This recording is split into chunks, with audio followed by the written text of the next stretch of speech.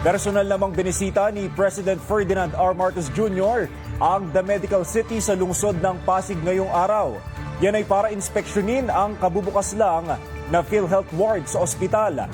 Live mula sa Pasig City, nakatutok si Eugene Fernandez.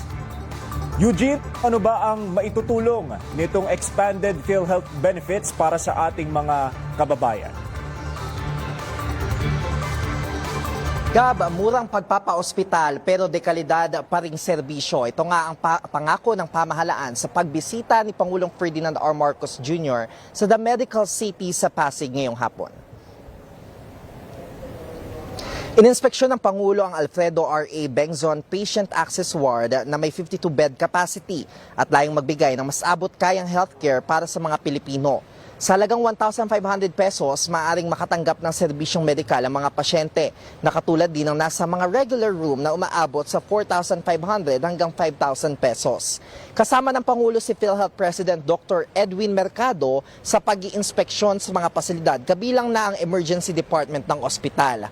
Nakikipag-usap din ng Pangulo sa mga pasyente at kanilang pamilya kung saan kanilang binahagi ang paggaan ng kanilang gastusing medikal dahil nga sa pinalawak na PhilHealth benefits.